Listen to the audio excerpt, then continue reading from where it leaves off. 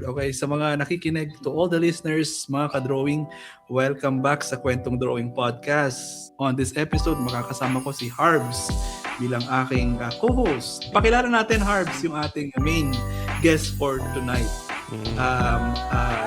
Creative from, of course, from Philippines, pero based siya sa Dubai ngayon as a creative. And I think 3D designer. Hindi ko lang alam kung 3D designer ba lang talaga ang ginagawa niya kasi alam mo naman tayong mga creative all around. Diba? So ladies and gentlemen, mga ka-drawing, welcome natin. Guys, Mr. Nero Chan. Pero hindi Nero Chan talaga ang pangalan niya. So, Nero, ano na yung full name mo, Nero? Yung totoo? Ang real name ko, sir, is Daniel Rossini. Yan. Daniel. Wow. Puting-puti Yeah. Puting-puti Sa yung pangalan. Western na.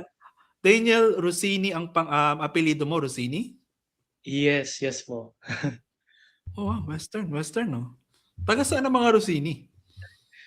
Sir, ang mga Rossini originally from Nueva Ecija. Yan. Okay. Pero lumaki ako sa Santa Rosa, Laguna.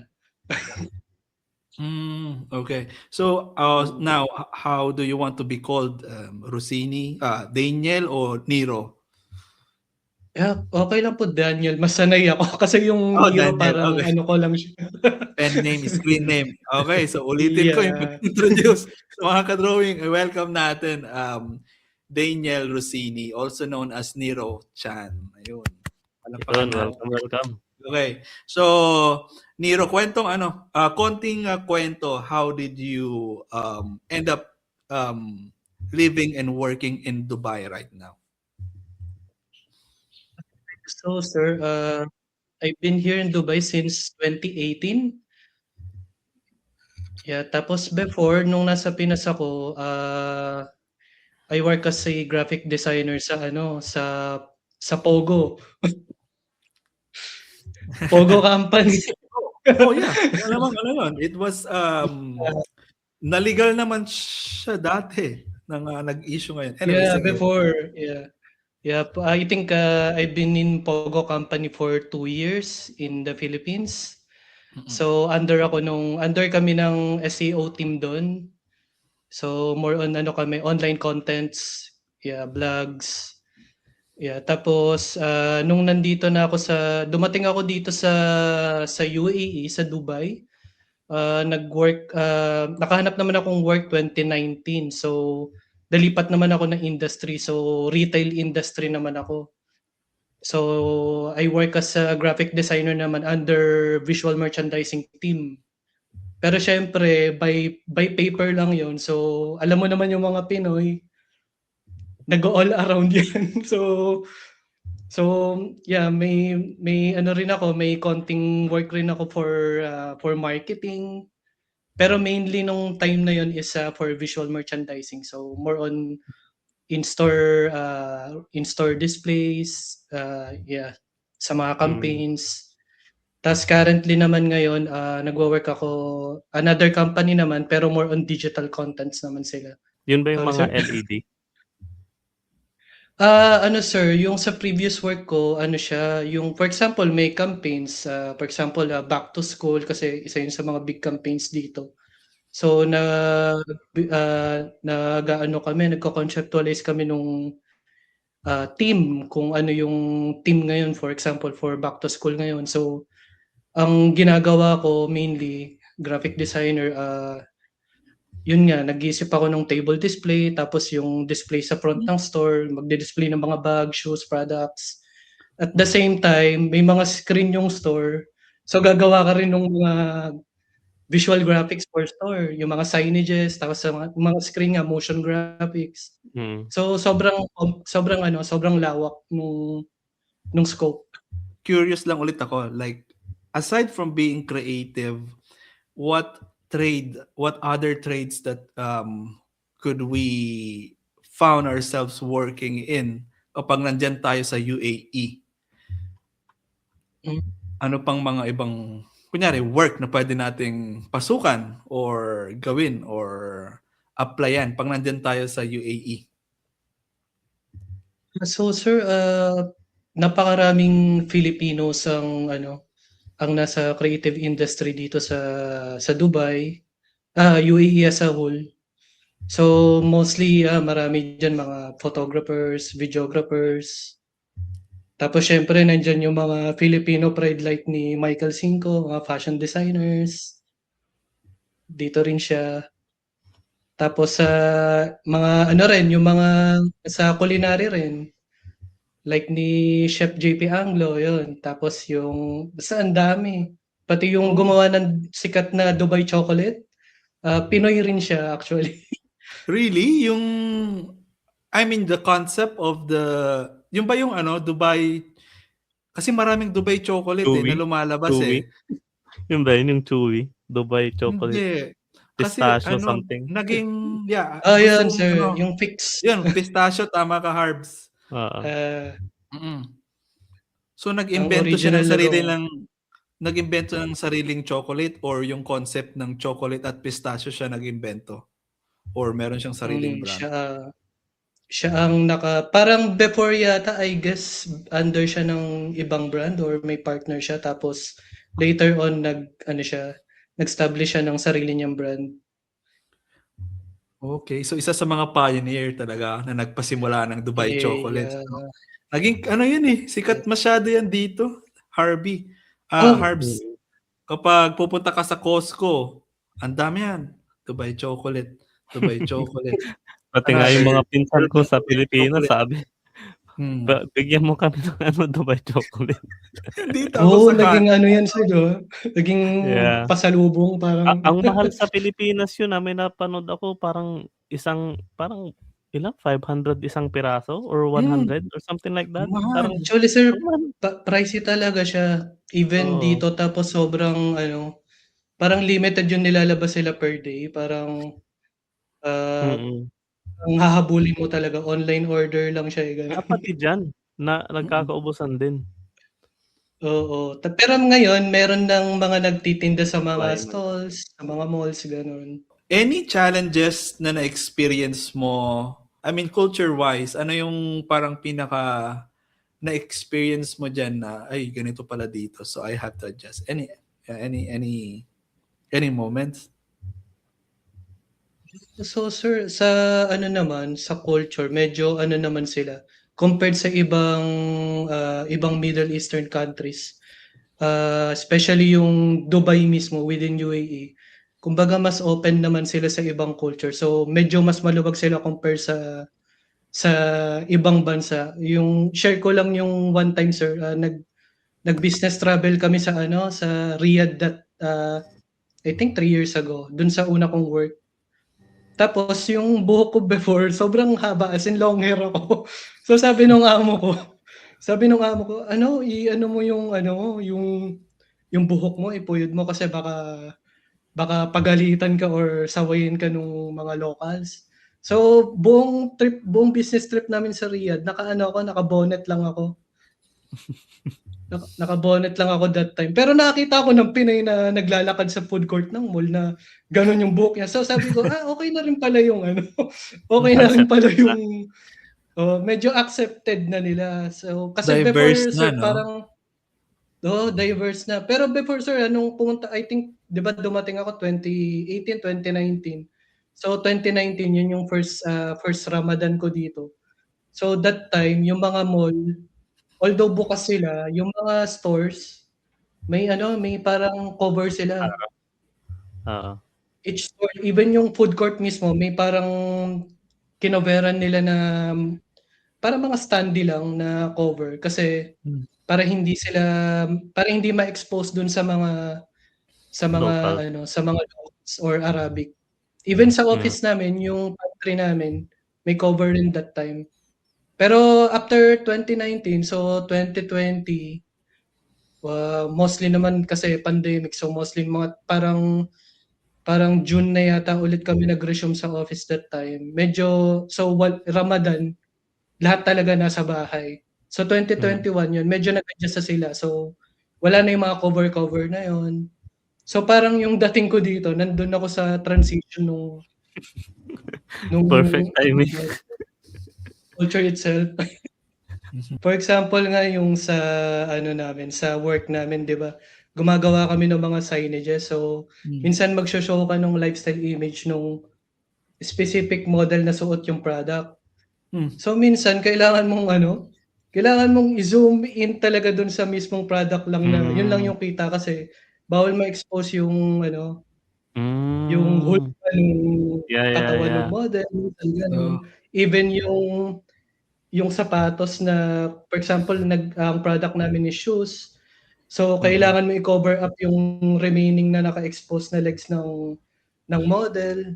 So yun yung mga mga Hmm. common na part Mm. ng workflow namin before. Pero ngayon, paunti na ng paunti yung so mas nagiging open na yung mga Arab countries globally para sa global audiences. Okay. I think nagiging gano'n dahil siguro sa pagma-migrate ng iba-ibang lahi. Pero walang diyan 'no, hindi ka puwedeng maging citizen, I think?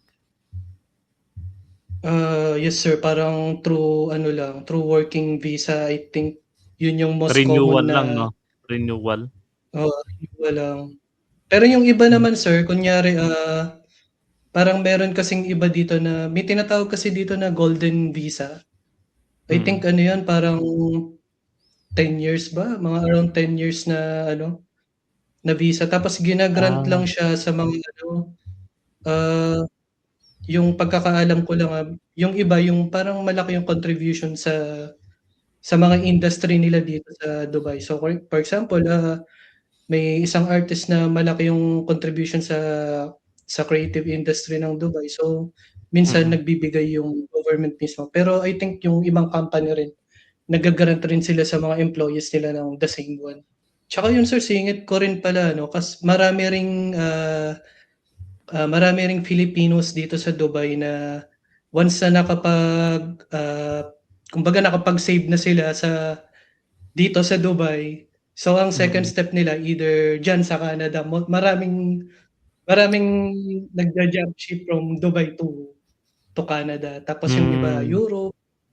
So Yeah, yeah. yun, Actually, one of my parang before ako umalis dun sa company namin, Pilipino yung yung hinire nilang pumalit sa'kin. Galing siya ng diyan sa hindi ko alam kung saang part ng Dubai din yata.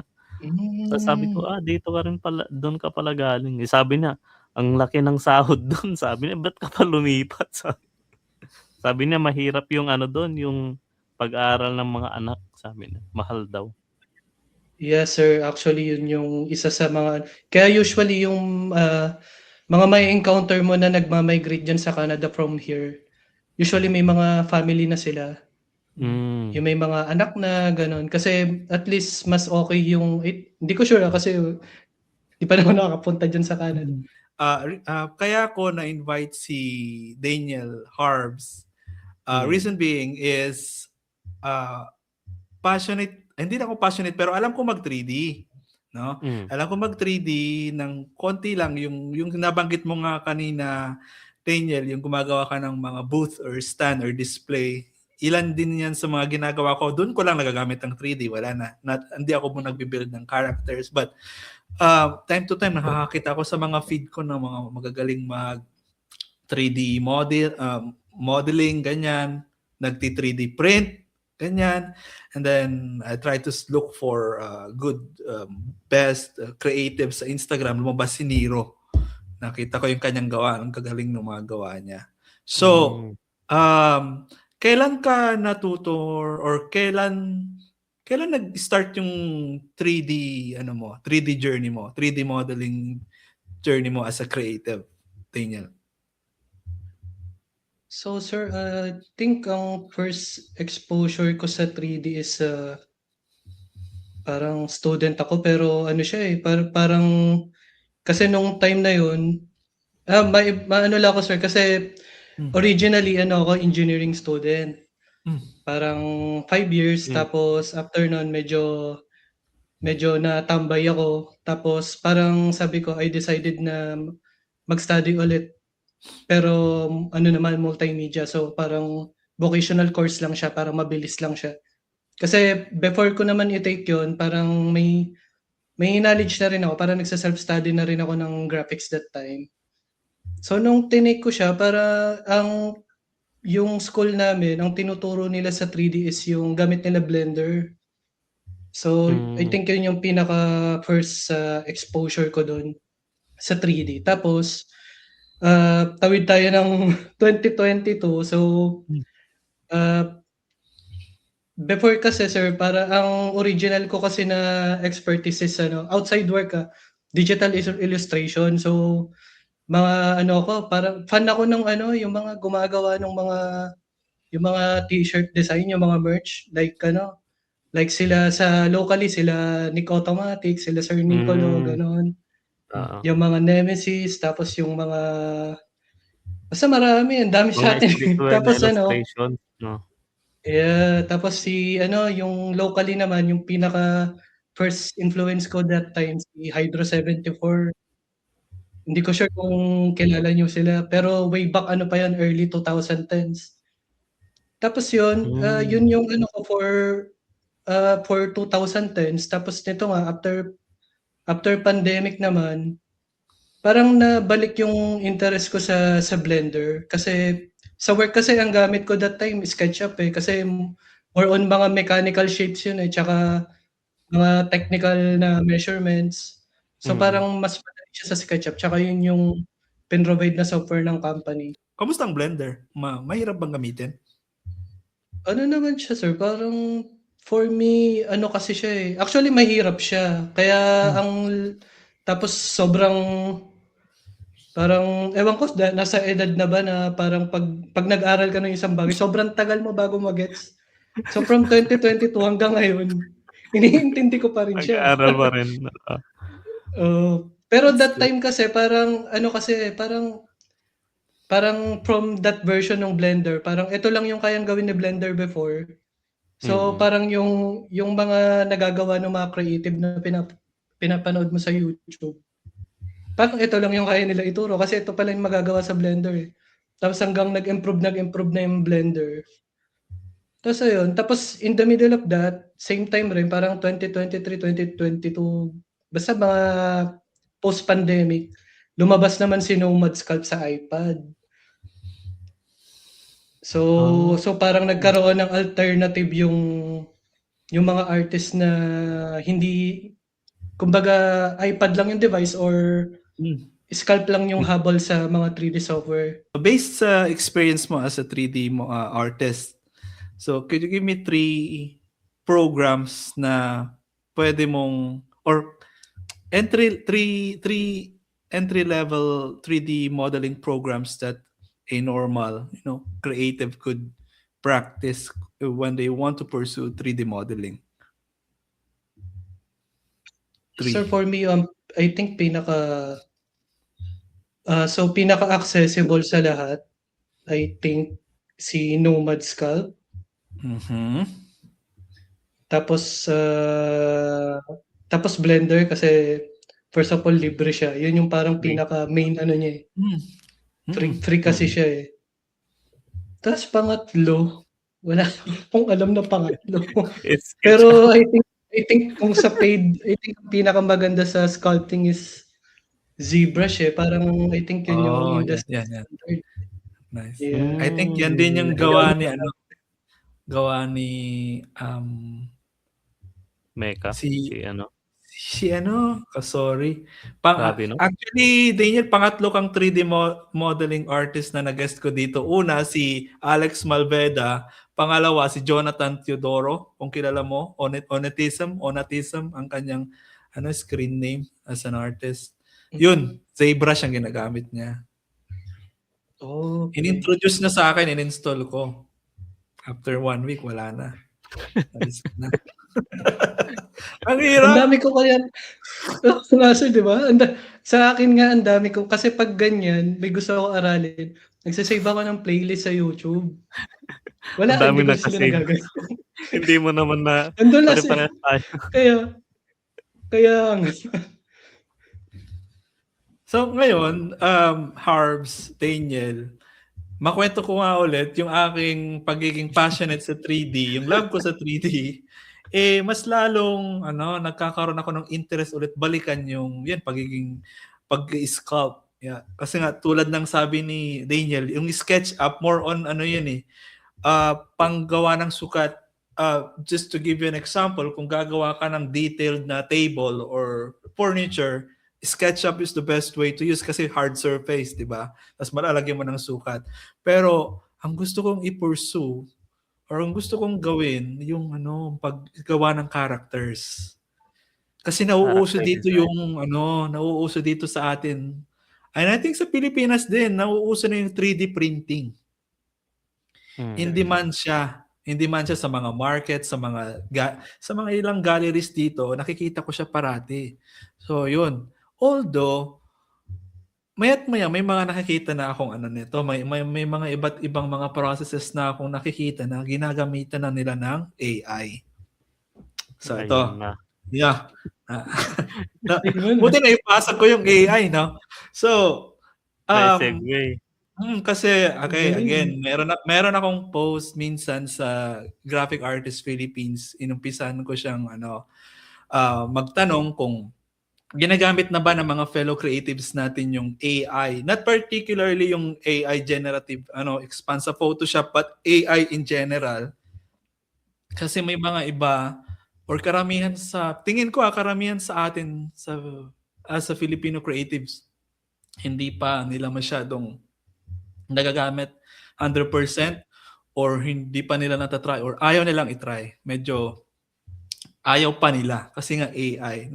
Meron tayong di ba? Meron tayong negative remarks sa AI about copyrights and so on. But a lot of people are now using it, no? For 5 years, more than 5 years na marami nang gumagamit. And I guess kaya ko nga na-invite din si Daniel kasi gumagamit din siya ng AI. Now, how did AI takes place in your working process? Paano mo inumpisahan? Sa anong part ng 3D modeling mo nagagamit yung AI? So sir, maraming inopen na possibility si AI. So for me sa mga personal work ko, narinig ko na rin to dun sa mga ibang in-interview kasi nakinig ako ng mga ibang interview. So for example, as creative na hindi ako magaling gumamit ng yung mga simple muna, yung mga captions ba sa mga post. So nandiyan na si AI para maging maging copywriter mo. So itatanong mo, bibigay mo lang sa akin, ito yung content ko, tapos pwede mo bang ipaparaphrase mo lang sa kanya, pero yung original idea nasa iyo pa rin. Tapos, yun nga, sa work naman, kasi, isingit ko lang sir, kasi yung dito nga, parang yung pag-leverage rin sa AI, parang depende rin kung nasan kang part ng mundo eh. So, for example, dito nga, nasa UAE kami, parang parang sobrang diverse niya, tapos, yun nga, even yung government nila, parang gusto nilang parang nag-i-invest talaga sila sa AI.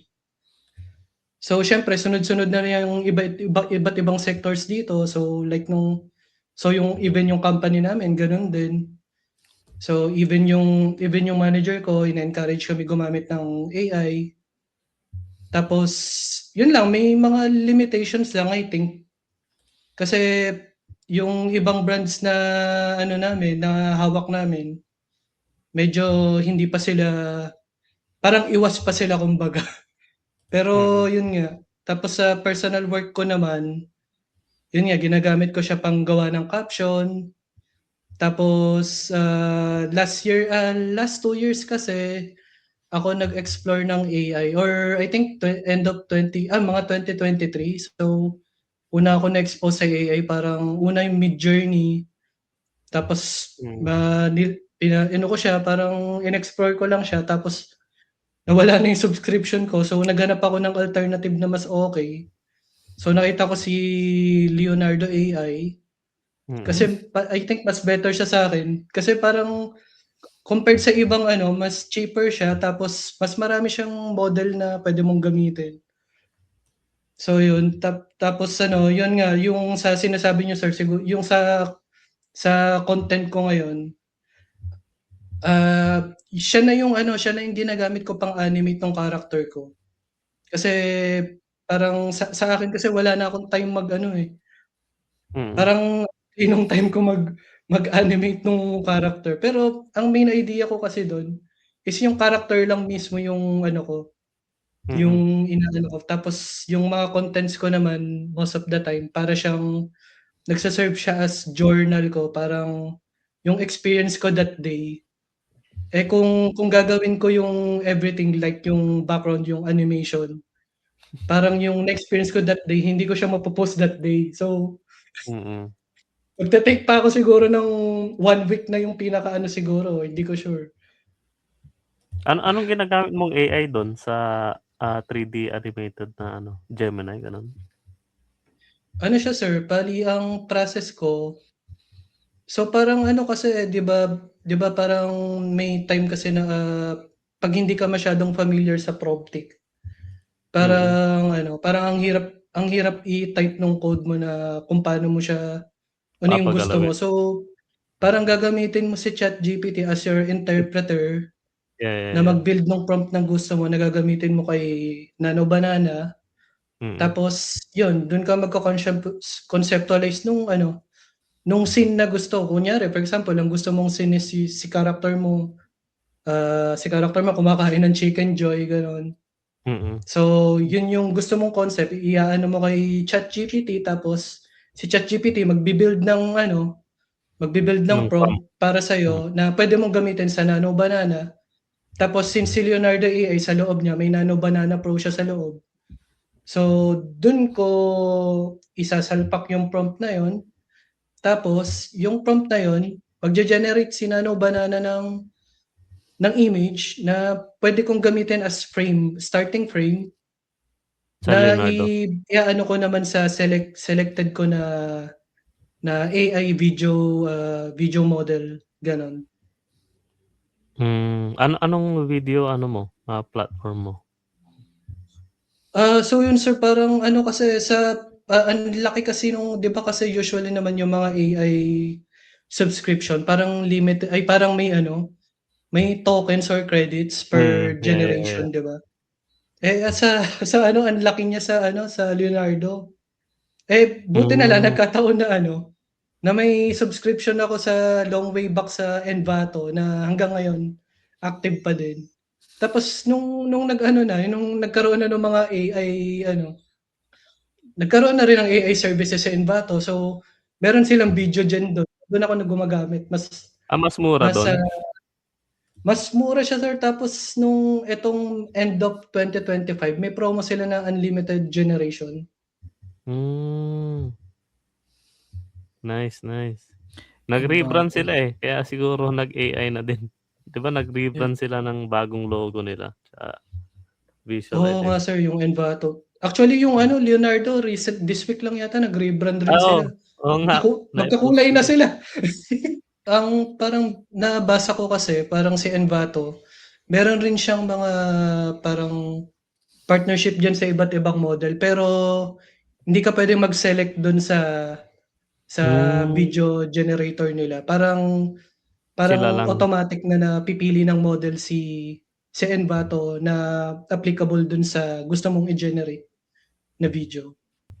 Ang mahirap lang siguro 'pag ganyan, 'pag madami kang subscription 'no, dahil kunwari naka-subscribe ka ng ChatGPT tapos kunwari itong si Leonardo magaling sa pag-generate ng illustrations or dito sa video magaling naman si gan'to.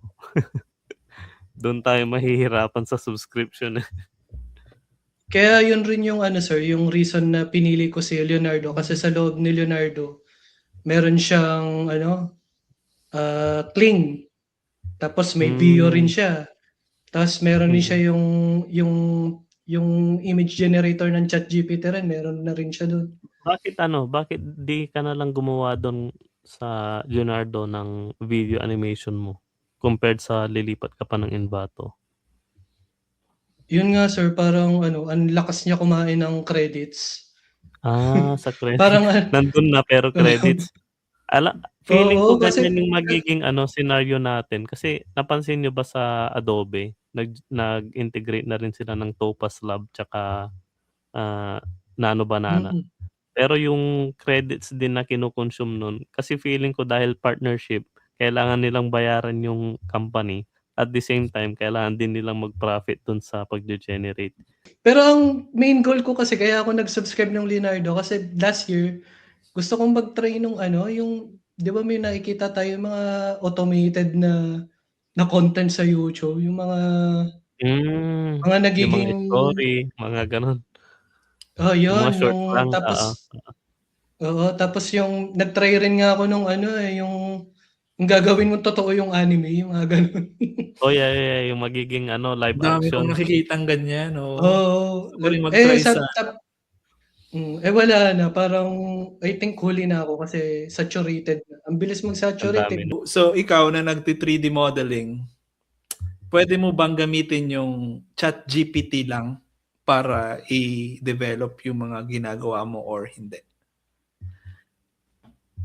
Kunyari Possible, di ko sir, alam kasi yung Leonardo, di ko alam yung mga yung mga iba. ChatGPT lang. Yun yung everyday ko ChatGPT, eh. Oo. I think possible naman, sir, kasi, ginagamit ko may time rin na ginamit ko si ChatGPT na pang-generate ng image, yung specifically yung nabanggit ko kanina, yung realistic version ng mga anime. Hmm. Pero hindi ko siya na-try pang-generate nung scene like how I use the Leonardo. So, i-need ko pang i-explore yun, I think. 'Di ba gumagamit ka ng AI? Kasi alam ko naman na parang depende rin kasi sa niche na mo kung illustrator ka siyempre iba rin yung perspective mo regarding Hmm. AI. Pero since 3D artist ka, anong take mo dun sa yung mga platform na yun? Like parang ba sila, parang, ah, tingin mo nagva-violate sila ng parang kasi siyempre yung AI nga galing sa mga data ng everyone, like quote unquote publicly available daw.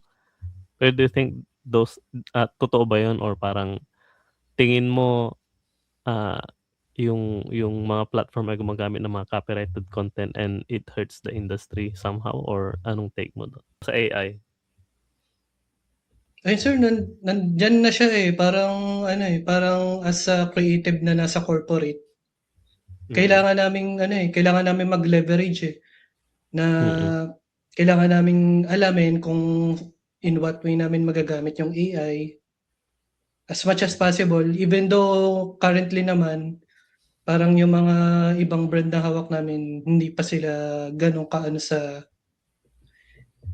AI. Pero sa mga tools wala ka ng magagawa, eh, kasi mm, example gumagamit tayo ng Photoshop, 'di ba?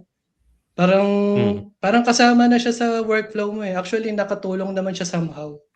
It's just a matter of time hanggang Yeah, yeah. sa tingin ko ma-normalize siya in the world of designers kasi sa ngayon marami pa talagang backslash, although again for me it's a matter of choice. Kung gagamitin, kung ayaw mo, it's okay, you just enjoy the process of continue whatever you're doing, pero also wag mo alisin yung possibility ng mga iba pang like yung mga iba pang bagay na pwede mong magawa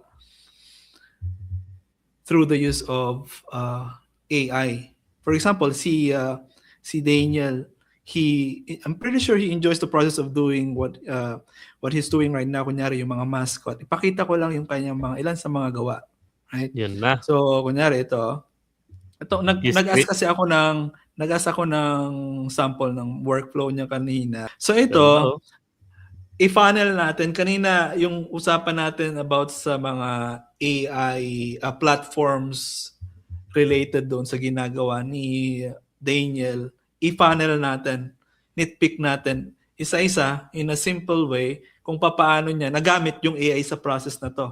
So, meron siyang nakikita natin, meron siyang rough sketch ng kanyang original character or OC niya. Gawa sa Procreate itong character. Mm.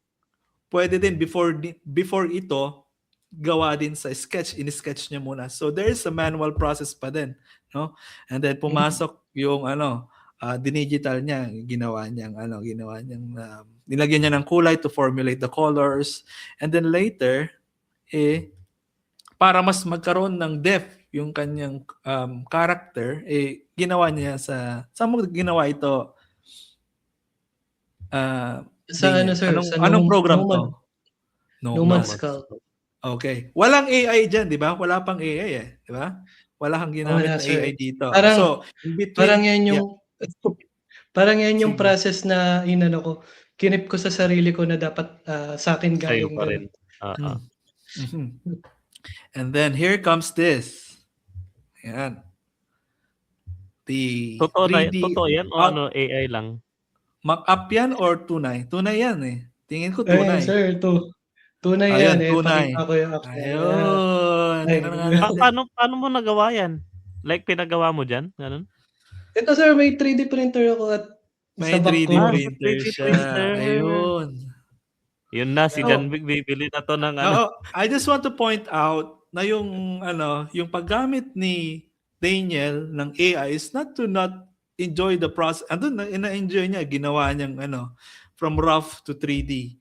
But yung mga animations, of course, gusto mong makita imagine yung mga ginagawa mo na kunyari naglalakad, eating ice cream, ganyan. Yun, doon na papasok yung AI. Again, lahat ng concept sa kanya, but he leverage AI or AI platforms para mas maging interactive or dynamic yung ginagawa niya. At patingin nga ulit nung yung 3D mo, yung nagawa, yung physical. Tingin. Maliwa. Ayan. Uy, Iganon mo nga sa camera. Isa, lapit mo nga. Baka Gaano naman. katagal yan? Gaano katagal? Matatagalan ata itong recording natin. Marami akong itatanong.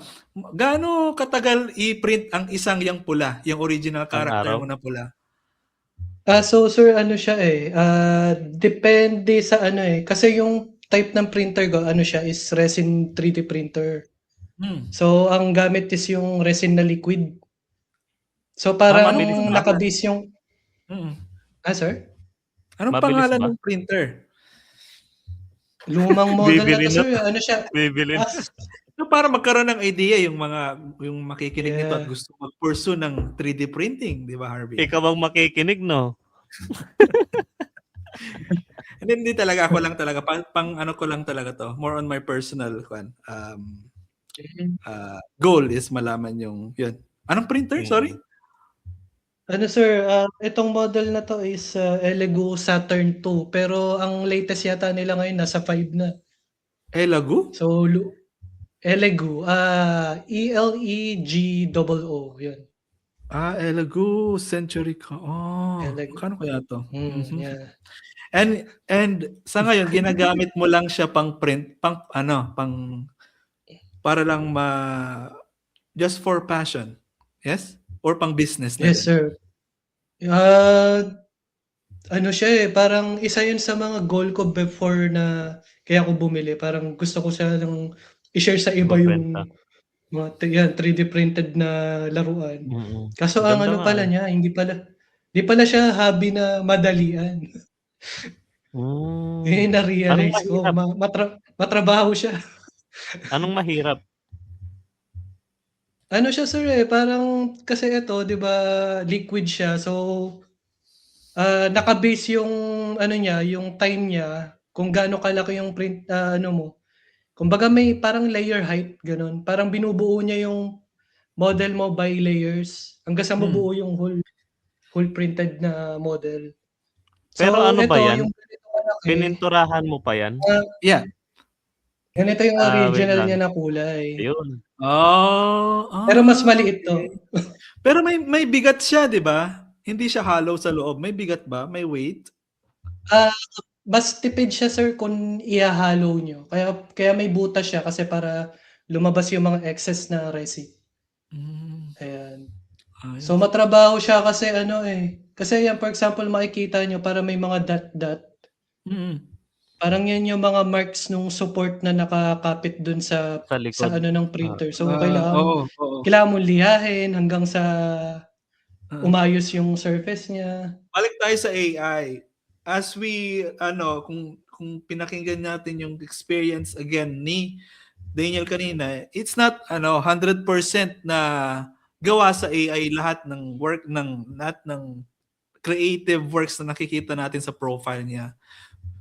Which is, I think, yun yung tingin ng iba, kaya ayaw nilang gumamit ng AI or ayaw nilang i-implement ang AI kasi it might take over the whole process of doing your arts. Daniel, doon sa tanong ni Harvey kanina about sa AI, kung okay ba sa'yo. I think okay. I think sabi mo nakatulong sa'yo, no? Now, ito follow-up question ko. Mga paboritong question to ni Harvey about sa AI. Now, you think is AI a threat or a tool? Ano siya, sir, tool siya, tsaka tool and collaborator para sa mga gaya ko na na in-explore talaga siya, tapos tinatry siyang i-leverage sa workflow. Threat siya sa mga yun nga, sa mga artist na tingin nila na maaagawan sila ng work, tapos yung mga hindi ko naman nila lahat na yung parang close na yung nila, yung mind nila sa possibilities kung paano makakatulong si AI sa kanila. So threat siya sa, I think, dun sa mga ganong tao, ganun. How do you see the world of 3D modeling 5 years from now? Given marami ng AI platforms ang lumabas which is related to 3D modeling too, or you can use in 3D modeling. So how do you see it 5 years from now? I think, sir, yun nga, babalik ako dun siguro sa sagot ko kanina. Mas marami na sigurong tao ngayon na makakapag-express ng creativity nila. Kasi may bagong way na kung paano i-express yun eh. Kasi before, kailangan mag-spend talaga ng like katulad natin, parang bata tayo, nagdo-drawing lang tayo, traditional. Tapos lumabas yung digital, lumabas si Photoshop. So, nag-translate tayo doon sa digital. Tapos ngayon naman AI. So, dami nating stages na dinaanan eh. Kaya yun, parang yun nga, magkakaroon ng, gaya rin na sabi ni Sir Harvey kanina, magkakaroon ng mga artist na yung tool na dinatnan nila is AI na lang. Tapos doon ko hindi sure kung magkakaroon ba ng category para sa mga AI artists or magkakaroon ba, I think industry-wise yun eh. So may industry na pwedeng magkaroon ng separate na category. Meron ding industry na kailangan talaga nila i-accept yung join. Totoo yan kasi sa mga job posting dito or sa mga nakikita ko sa LinkedIn or sa mga job banks dito, makikita mo pagtingin ka ng mga ilang nag-hire ng designers o multimedia artists, ganito, mga nakalagay, should know how to use yan, yung mga nasabi nating thousands of AI platforms na pwedeng magamit. So, any follow-up insights, Harbs? Ano na yung tanong mo, yung 5 years from now, ano na yung magiging buhay ng mga designers? Nabanggit ko kanina kay in their perspective in the world of 3D modeling. So, yun ang nasagot niya. So, how do you see the creatives 5 years from now? Kung sa 3D lang, siguro in general na rin. Feeling ko hindi na ang labanan ng technical skills ang magiging future. Like, can you do this?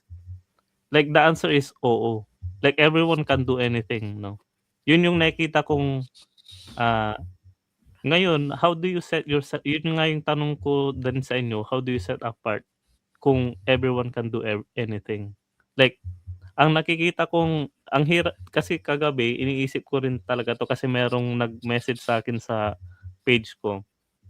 na gusto akong mag-survey lang about sa thesis nila regarding artificial intelligence sa creative industry. And isa yun dun sa tanong. And ang hirap kong sagutin. As in, parang ilang oras akong nag-isip na ano pa ba ang pwede kong mai-offer sa industry na hindi kayang gawin ni AI. Yun yung lagi kong tanong na sa isip ko. Ngayon, kung creative thinking, AI can do creative thinking too. Lalo pag mediocre na creative ka. Like, it can replace what you can even think of. Like, it can even generate something that you haven't think of. So, ang naging sagot ko doon ay yung yung magde-decide nung magiging output, yung magiging direction, yung magiging creative strategy nung gusto mong palabasin. Yun yung magiging parang advantage or magiging parang way mo para ma-separate ka sa industry. I think babalik tayo lahat sa magiging tao yung ipo-person natin. Hindi na, 'di ba ngayon, ang tingin natin dati, we pursue the perfection. Dapat sobrang ganda nito, dapat sobrang linis nito. Pero AI can do most of that. Ngayon, ang nakikita kong parang ng mga tao ngayon, paano magiging more tao yung AI?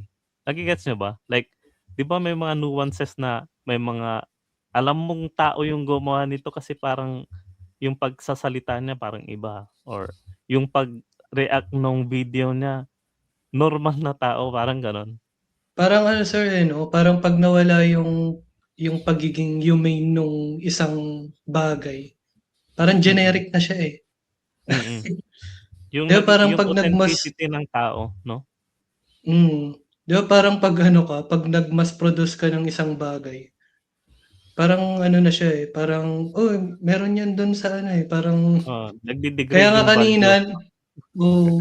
kaya kanina sir, nung pinipaint ko tong 3D print ko, tapos parang naano ko siya, binabrush ko siya, tapos parang namali ako, parang may nalagpasan akong kulay, tapos minsan nahawakan ko yung basa pa na sabi ko, kung perfecto, parang hindi siya, parang part ng experience yun eh, yung... I think as a creative, hahanap tayo ng something na pwede natin gawin, na pwedeng parang ililipat natin yung creativity natin doon, or i-divert natin yung creativity natin doon. For example, si Daniel, si Nero, nagti-3D print, manual labor, painting, di ba? Dinidetail niya yung niya. Si Archerm kanina, sabi ko, nabanggit ko, nagko-comics, nagto-drawing siya. And yeah, it's just it's just a matter of choice. Kung I think sa AI, it's just a matter of choice kung gusto mong sumama sa magiging future norm na yon, yung puro perfect na lang yung gagawin mo digital, or hahanap ka ng diversion doon para hindi ka sumama doon sa wave na tinatawag nila. Ako minsan nagpi-paint ako, minsan nagdo-drawing din ako sa but ang problema nito, kung may market. Oo, yun din, ang market, isa rin yan eh.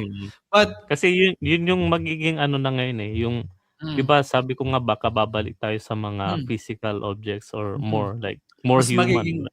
Mas magiging valuable yung mga humane or yung mas human labored products. Yun yung mga hindi pa kayang i-replicate ng AI ngayon, yung mga bagay na pwede nating yung mahawakan. Dati, we used to go to school to learn anything creative. Ngayon, pwede ka na sa online. Does it still make sense to go to school? Yun pa yung isang tanong ko lagi pag AI yung usapan. Depende. Kasi nung time ko kasi sir, parang kaya ako nag-take nun kasi, di ba from engineering ako. Tapos, during nung time na nag-a-apply ako, parang at the same time, nagtatry rin ako mag-apply ng mga creative role, parang graphic designer. Pero since wala ako ng papel, hindi ka makapasok. Kailangan mag-aral naman. Oo, hindi ako makapasok. Hinahanapan, kahit may portfolio ako na maayos, since hindi nga ako tapos nung profession na yon, hindi Hindi nila parang siyempre mas Oo. priority nila yung Yung ano, before, yung that's probably like 10 years ago, gano'n, 'no? No, I think ito, iniisip ko kanina doon sa tanong ni Harvey. Although that's fair, there's no doubt na lahat ng bagay pwede mo nang aralin using internet, right? Andiyan na si YouTube, andiyan na si ChatGPT, andiyan na lahat ng AI generated platforms kung saan mo matututunan lahat, but still we still need human connection, yung relationship. Tingin ko worth it pa for you to feel human, 'di ba? Kasi nga right now, ang problema natin everything is AI generated. Everything is non-human already. So maybe that's one of the bagay na hindi kayang palitan ng AI or even the money, because you're asking if it's worth it to pay. Kasi nga meron na sa online eh, 'di ba? Also yung pakikipag-communicate mo mismo in person, 'di ba? How are you gonna deal with the situation? Again, may mga bagay na hindi maituturo, or may mga bagay-bagay tayong hindi mo mai-experience lahat digitally. Fairness kay Nero, hindi lahat ng, again, yung process niya is manual labor pa din, no? Hindi naman, parang more on trial and error yung AI niya integration niya sa work process niya. Parang ako minsan nag-experiment lang. So ito, Nero, Daniel, can you give 3 advice sa mga beginners or mga nag-aaral ng ngayon, ng 3D modeling kunyari sa niche mo? sir, siguro yung isa is wala to sa parang any order naman. So fundamental siguro. Okay. Kasi importante 'yun. Tapos pangalawa sa akin kasi parang siya parang para sa akin always create something na yung matatawag mong sa'yo parang kasi for example ako nagtatrabaho ako sa corporate. So yung ginagawa ko para sa kanila 'yun. May mga ginagawa ako na para sa kanila na kahit di mo gusto or kasi yun yung yun yung demand sa'yo eh. So at least meron kang something na ginagawa na para sa'yo, wag mong kakalimutan yun. Tapos yun, always upskill. So kung yung AI tingin mo threat sa'yo or i-check mo muna baka siguro may part ng AI na makatulong sa'yo, di ba? Ayun lang. Thank you. Yun. Anything na gusto mong i-promote before we end this recording? Wala naman in particular, sir, pero sa mga interested siguro, yun, follow nyo na lang ako sa ang pinaka-active ko kasi is yung Instagram ko. So, ang niya, my_inside, my_key_inside.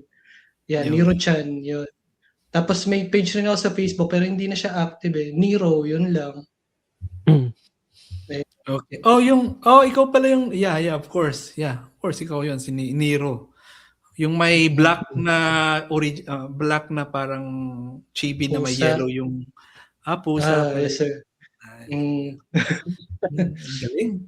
I hope you continue doing that para malay mo, di ba? Maraming mga uprising 3D artists na na ngayon nasa toy designing, di ba? Parang pa toy designing ka eh. Di ba? Oh, sir, kasi yun nga yung nabanggit nga ni Sir Harvey before. 'Di ba ang parang kasi before digital illustration long way back parang 2018 yata una ko na-encounter si Sir Crayon.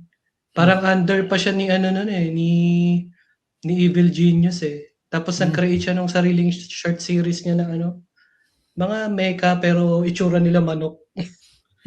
Tapos parang yung mga chicken heads. Tapos post-pandemic parang nag-explore yata siya sa toy naman.